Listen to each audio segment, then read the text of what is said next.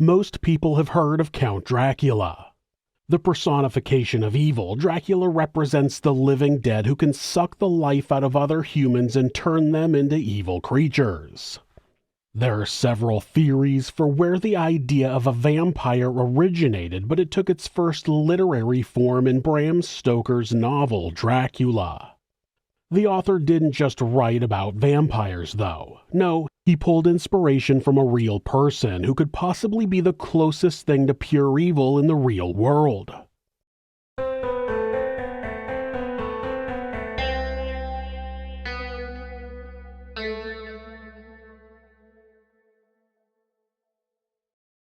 Wallachia is a mountainous region that is now Romania and was once just south of Transylvania. Vlad III was born in 1431 in Transylvania. His father was Vlad II, the ruler of Wallachia, and he was given the surname Dracula, which means dragon, when he was inducted into the Christian military order called the Order of the Dragon. Vlad III would eventually be given the surname Dracula, which meant son of the dragon. In 1442, Vlad and his younger brother Radu accompanied their father to meet with the Ottoman Empire, but it turned out to be a trap. The Ottomans eventually released his father, but the boys were held prisoner. The young princes were essentially used as diplomatic collateral, their lives hanging in the balance of their father's political decisions. They were educated and taught to be warriors, but also experienced torture and witnessed the executions of the Ottomans' enemies. Those hostage years proved to be a crucial period in Vlad's development. Despite the precarious nature of his situation, he was able to experience, understand, and immerse himself in Ottoman culture. That exposure to a different way of life and governance would later influence his own rule and military strategies. Vlad's father was eventually ousted as the ruler of Wallachia, and in 1447 he was killed by boyars. Boyars were a high-ranking member of feudal nobility in Eastern European countries. Vlad's older brother Mircea was tortured, blinded, and then buried alive. A nobleman from Hungary who had a part in the death of Vlad's father and brother appointed Vladislav II as the new ruler of Wallachia. Upon the death of his family, Vlad was released by the Ottomans. Though free, Vlad was not happy that control of Wallachia was taken from his father. He was even more enraged by the fact that his father's position was given to someone else by a man who betrayed him. With revenge in his eyes, Vlad, with the help of the Ottomans, expelled Vladislav and became the ruler of Wallachia at only 16 years old. 1448 would be the beginning of Vlad the Impaler's reign of blood. Vlad would only rule Wallachia for 2 months before being forced to flee back to the Ottoman Empire. The 7 or so years that Vlad spent in exile weren't well documented, but during that time Vlad cut his ties with the Ottomans and gained the support of the King of Hungary. On July 22, 1456, Vlad met Vladislav in battle and beheaded him, returning control of Wallachia to himself. Wallachia had been ravaged by the ceaseless Ottoman-Hungarian conflict and the internecine strife among feudal boyars. Trade had ceased, fields lay fallow, and the land was overrun by lawlessness. Vlad began his reign with a strict crackdown on crime, employing a zero-tolerance policy for even minor offenses, such as lying. To get rid of homeless people and beggars whom he viewed as thieves, he invited a large number to a feast, locked the doors, and burned them all alive. He exterminated Romani people or had them forcibly enlisted into the military. He imposed heavy tax burdens on the German population and blocked their trade when they refused to pay. With that came the execution of hundreds, if not thousands, of people. Anyone who had gone against Vlad was impaled. Impalement was a method of torture and execution. It is simply the penetration of a stake or pole through the human body, though people who used the method were fairly creative with how they carried out that penetration, and there are more ways to impale a person than you might think. There's transversal impalement. This means if the person is in a standing position, the device of death would go through the body horizontally. That would commonly be performed through the abdomen. In the Roman Empire, women who killed their newborn babies would be made to lay in an open grave and stakes would be hammered through their hearts. That was the same punishment carried out for any woman that was suspected of being a witch. Another version of transversal impalement would be to force a metal hook under the victim's ribs and hang them up to die slowly. Some people have told stories about bamboo torture during World War II. The victim would be tied in place over a small bamboo shoot and the fast-growing plant would grow through their body, causing a slow and painful death. There's also longitudinal impalement, which would have the victim impaled vertically through their body. The stake would be inserted in the anus or vagina and would exit through the mouth. That type of impalement would cause a much quicker death since the chance of hitting vital organs was greater, but some empires were skilled in prolonging the victim's suffering. They would use a dulled stake to help push the organs out of the way instead of pierce them.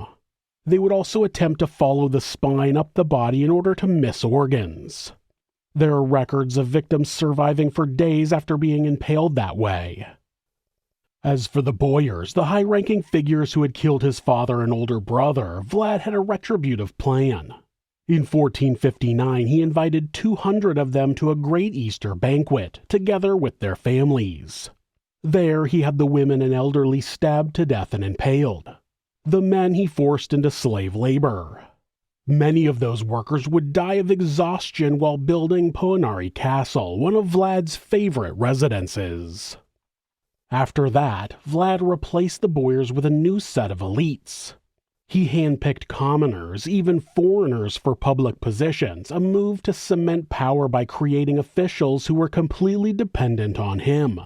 As ruler, he could appoint, dismiss, and even execute his new officials at will.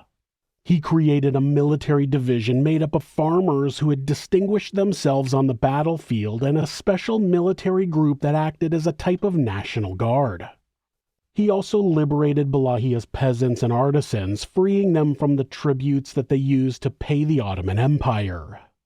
Though Vlad is widely credited with bringing order and stability to Wallachia, his rule was undisputedly vicious. Dozens of Saxon merchants in Kronstadt who were once allied with the Boyars were also impaled in 1459. Vlad razed entire Saxon villages and placed trade restrictions on them. When Sultan Mehmed II sent a diplomatic envoy to Wallachia in 1459, they refused to remove their turbans due to religious reasons. Vlad vowed that they would never remove their hats again before nailing the articles of clothing to their heads. Vlad's victories over the invading Ottomans were celebrated throughout Wallachia, Transylvania, and the rest of Europe. Even Pope Pius II was impressed. But Vlad also earned a much darker reputation. On one occasion, he reportedly dined amongst a veritable forest of defeated warriors writhing on impaled poles. It's not known whether tales of Vlad dipping his bread in the blood of his victims are true, but stories about his unspeakable sadism swirled throughout Europe. Vlad's cruelty extended beyond impalement. He employed a wide range of torture methods, including skinning, boiling, decapitation, blinding, strangulation, hanging, burning, roasting, hacking, nailing, and burying alive.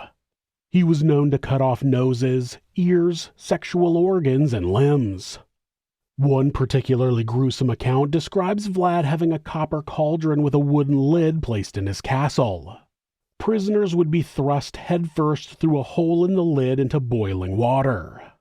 In another horrific tale, Vlad allegedly had 300 people boiled and roasted alive in batches, forcing others to eat the flesh. Wallachia was attacked by Ottoman forces in August of 1462, and the men fought through the night. As Vlad retreated from the battle, he left a field filled with thousands of impaled victims as a deterrent to pursuing Ottoman forces. That same year, he escaped Ottoman capture, only to be intercepted by Hungarian forces and imprisoned by Matthias I of Hungary, whose assistance he had sought. Vlad's younger brother, Radu, who sided with the Ottomans, took over control of Wallachia. In 1476, Vlad made one last effort to reclaim his seat as ruler of Wallachia. He successfully stole back the throne, but his triumph was short-lived. Later that year, while marching to yet another battle with the Ottomans, Vlad and a small vanguard of soldiers were ambushed, and Vlad was killed and beheaded. By most reports, his head was delivered to Mehmed II in Constantinople as a trophy to be displayed above the city's gates. It's said that Vlad was buried in the monastery church in Snagov on the northern edge of the modern city of Bucharest in accordance with the traditions of his time. But recently historians have questioned whether Vlad might actually be buried at the monastery of Comana between Bucharest and Danube, which is close to the presumed location of the battle in which Vlad was killed. In total, Vlad the Impaler is estimated to have killed about 80,000 people through various means. That includes some 20,000 people who were impaled and put on display outside the city of Targovishte. The sight was so repulsive that one of the invading Ottoman sultans, after seeing the scale of Vlad's carnage and the thousands of decaying bodies being picked apart by crows, turned back and retreated to Constantinople. Few historical figures have captured the imagination quite like Vlad the Impaler. The 15th century ruler of Wallachia, now part of modern-day Romania, has become the stuff of legend, inspiring countless tales of horror and fascination. Vlad's reputation for cruelty and his alleged penchant for impaling his enemies have made him an enduring figure in popular culture. Becoming the inspiration for one of the most thorough representations of pure evil in literary history should surprise nobody. When you earn the nickname the Impaler, people shouldn't be surprised that you have a tendency to carry out pain and suffering on the regular. Thanks for watching This Is Monsters. New episodes are uploaded twice a week on Mondays and Thursdays. There are occasional bonus episodes covering unsolved cases in criminal history. If you have a suggestion for a case you think I should cover, leave it in the comments. You can always follow the channel on Instagram at thisis_monsters and purchase merch at thisismonsters.com. Thanks so much, and be safe.